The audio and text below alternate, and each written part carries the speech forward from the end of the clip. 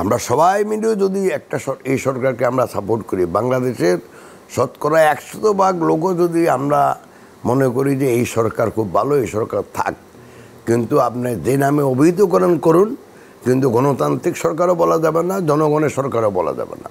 সব সংস্কার তো এনারা করতে পারবেন না, কারণ কিছু কিছু সংস্কার আছে যেগুলো আপনি করতে পারেন। প্রাতিষ্ঠানিক সংস্কার, পুলিশের সংস্কার, দুদকের সংস্কার, এরকম বহু সংস্কার আছে আপনি করতে পারবেন। এই কে স্বৈরাচার না, সেটা জনগণই অনলি বিচার করার মালিক। এটা কোনো ইন্ডিভিজুয়াল কোনো উপদেষ্টা বা ইন্ডিভিজুয়াল কোনো সৈনিক বা ইন্ডিভিজুয়াল আমি আব্দুল আল মিন্টু, এটা আমার মানে এটা আমার ব্যক্তিগত মতামতই হতে পারে, কিন্তু এটা কোনো জনগণের মতামত না।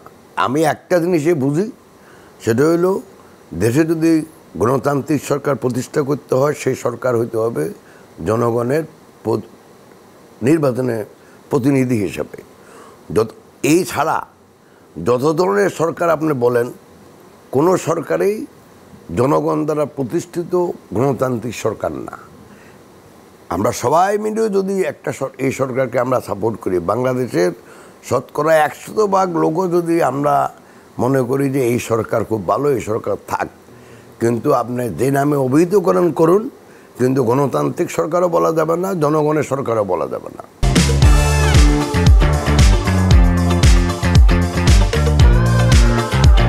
এটা রাজনৈতিক দৃষ্টিকোণ হতে পারে, আমার নিজস্ব মতামতের ভিত্তিতে হতে পারে। আমি বলতেছি সেটা শুনেন, আমরা এই সরকারকে সাপোর্ট করতেছি, সমর্থন দিয়েছি, সমর্থন দিয়ে যাব। আমরা যেটা ওনাদের কাছে বলছি যে আমরা একটা রোড ম্যাপ চাই।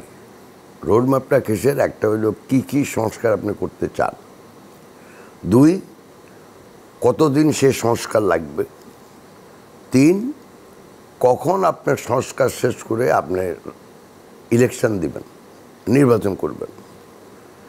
তো এখন প্রথম ধাপ আমাদের দাবির প্রেক্ষিতে বা ওনারা নিজেদের ভালো মনে করে হইল ওনারা প্রথম ধাপটা পূরণ করছে যে কী কী সংস্কার ওনারা করবেন। বাকি যে একটা ধাপ আছে সেটা হইল রাজনৈতিক দলগুলোর সাথে কথা বলে একটা ইলেকশন টাইম ফ্রেমওয়ার্ক ঠিক করা, যে আমি এতদিনে সংস্কার শেষ করব আর আমি এতদিনের ভিতরে আমি ইলেকশন দিব। সেনাপ্রধান যেটা বলছেন সেটাকে একটা সাজেশন হিসেবে এখন আমি নিচ্ছি, যে উনি হয়তো ওনার সাজেশন দিচ্ছেন, এটা ওনার ব্যক্তিগত মতামত, এটা সরকারের মতামত তো না। তো আমরা ওয়েট করি দেখি।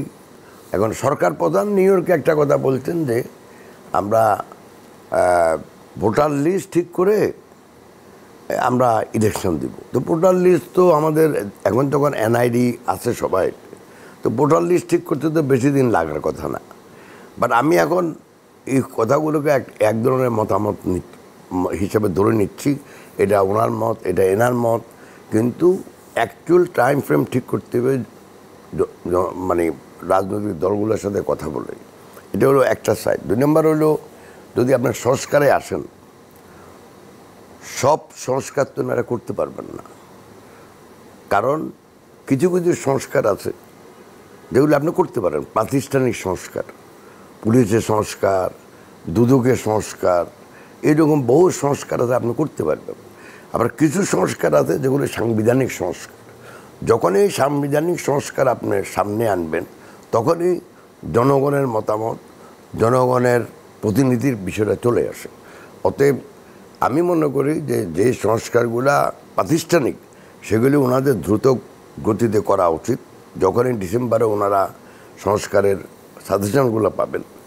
আর যেগুলি সাংবিধানিক টাইপের সংস্কার, সেগুলি রাজনৈতিক দলগুলোর সাথে কথা বলে একটা ঐক্যমত্যে পৌঁছানো, যে যখনই নির্বাচন শেষ হবে, নির্বাচনের পরে যে সংসদ প্রতিষ্ঠিত হবে, সেখানে যেই দলেই ক্ষমতা আসুক, তারা এই সংস্কারগুলো করবে এবং আইনে পরিণত করবে বা সংবিধান পরিবর্তন করবে। কিন্তু ওনারা চাইলেও এটা করতে পারবে না। আর যদি জোর করে তাহলে কিন্তু এটা ট্যাক্সই হবে না। আমরা দেখছি অতীতের ইতিহাস থেকে এটাই বোঝা যায়। তো সেই জন্য আমি মনে করি আমাদের জন্য এখন একটা সময় বলাটা খুব মুশকিল।